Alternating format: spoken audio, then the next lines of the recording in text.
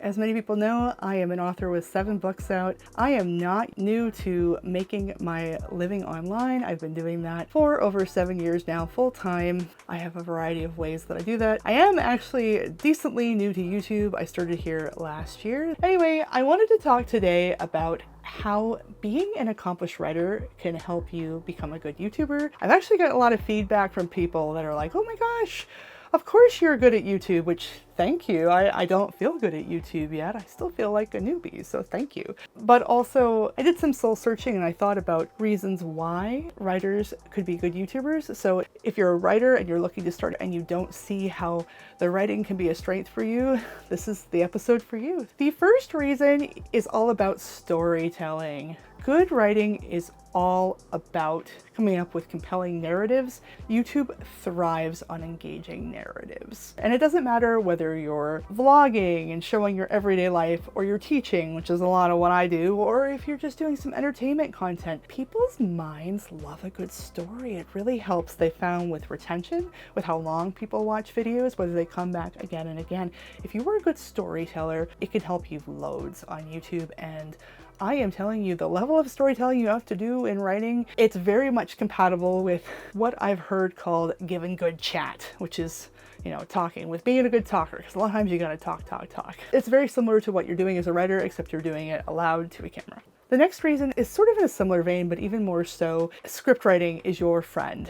So whenever I do a video, I always have either an outline or a straight out script, depending on what it is. And I will tell you, it is a huge boon when you're trying to make smoother, more focused videos that have a specific outcome.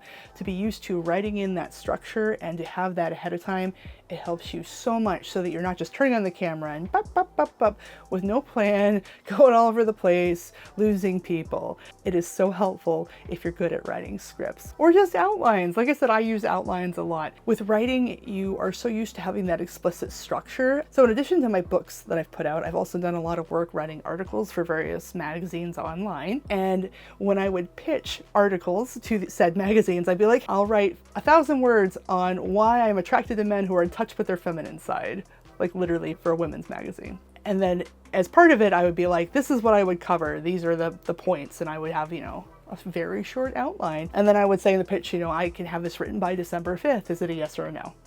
And I would get a lot of yeses. That's how you should pitch magazine articles, by the way. I can actually go more into it in a future video if there's any writers out there interested in ways to craft compelling pitch letters. But essentially that's the long and the short of it.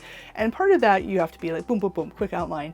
And if you were a working writer and you're used to doing that, especially if you're used to freelancing and pitching, YouTube outlines are pretty simple. It's definitely a leg up because you're used to structuring ideas and being boom, boom, boom. So the next way that writers can be really good at YouTube is when it comes to content planning. One of the neat things about writing is it teaches you how to organize your thoughts and to create content that's logical and coherent. Writing is so granular and so strict and so punishing and unforgiving because it is such a difficult medium.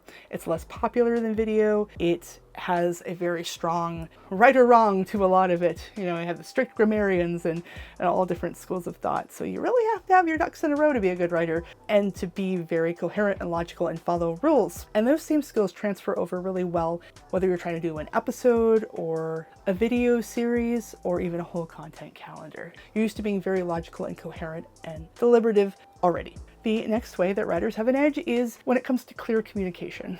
Writing is just communication. At the end of the day, good writing is good communication. And if you have a lot of practice in writing clearly and effectively, it can improve how you articulate complex ideas effectively and easily. And this in turn will make your videos both more understandable as well as more relatable to a wider audience. And the final way that writers have an edge when it comes to YouTube is when it comes to SEO, or search engine optimization. Now, what does this look like when it comes to YouTube? Well, specifically, I think about it a lot when it comes to crafting video titles. I've had Lots of viewers give me feedback on how good I am at video titles, and there's a reason for that. I'm used to writing magazine article titles. I know how to get people to click on a magazine article.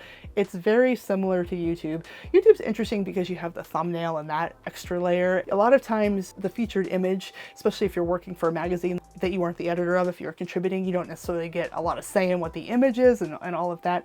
But definitely headlines, that's something you deal with all the time. You will live and die by your title, especially if you're doing online work. Even with novels, a lot of people will judge the book by its cover, the book by its title. Amazon has SEO strategy and different ways that you can tag your book. Like, it's all the same over on the writer's side of things. Same thing with descriptions. With newspaper articles, a lot of times you are getting to the point at the top and then you're kind of winnowing down. That's the same thing with YouTube. You want to have the title be really compelling. The first 30 seconds, your hook, your stinger, all of that.